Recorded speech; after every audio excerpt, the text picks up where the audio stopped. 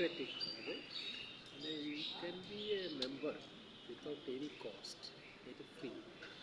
You can take any book, whatever available under the sun. আজ আমি চলে এসেছি ভারতের সবথেকে বৃহত্তম লাইব্রেরি ন্যাশনাল লাইব্রেরি কলকাতা।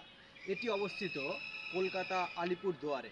1836 সালে ক্যালকাটা পাবলিক লাইব্রেরি নামে আজকের এই ন্যাশনাল লাইব্রেরি প্রতিষ্ঠিত হয়। সেই সময় এটি ছিল একটি বেসরকারি প্রতিষ্ঠান। প্রিন্স দ্বারকানাথ ঠাকুর ছিলেন এই লাইব্রেরির প্রথম মালিক। ভারতের তদানীন্তন governor general Lord Metcalfe fort William কলেজের লাইব্রেরিতে থাকা 4675টি বই এই গ্রন্থাগারে দান করেছিলেন। এই দানের ফলে গ্রন্থাগারটিকে ভালোভাবে শুরু করা সম্ভব হয়েছিল।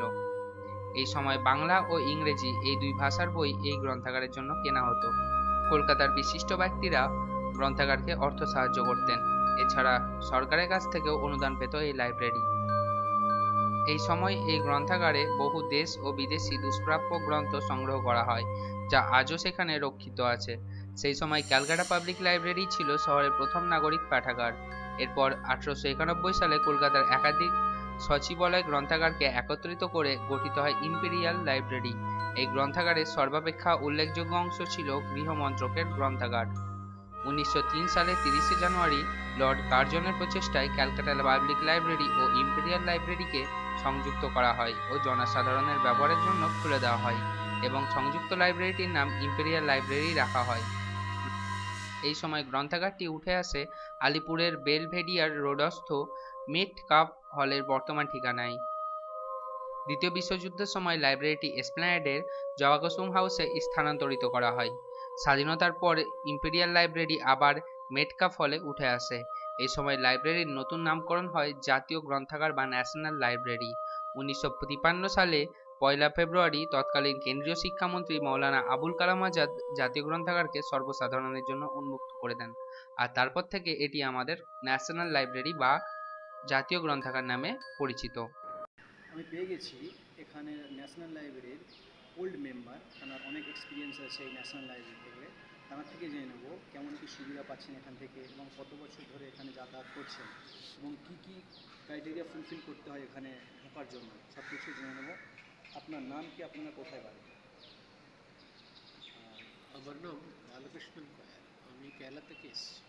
আমি এখানে 1986 অব্দি মেম্বারশিপ ছিলাম, তারপরে আমি এখান থেকে চলে গেলাম দিল্লি সার্ভিস।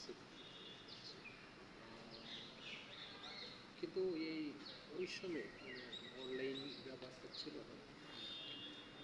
এইখানে একটা ফেসিলিটি আছে অন্য কোনো লাইব্রেরিতে আপনি পাবেন না। এই ন্যাশনাল লাইব্রেরি ফিনিশ মানে দেখি all the books available in India, one copy is saved in here. সেইটা আপনি পাবেন, সেটা একটা ব্যাপার।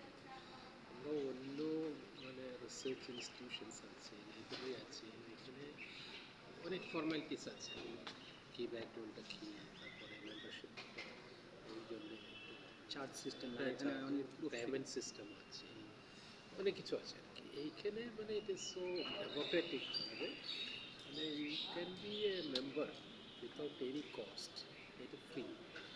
You can take any book, whatever available under the sun. 2.5 million available. 2.5 million books are available here. And all these books are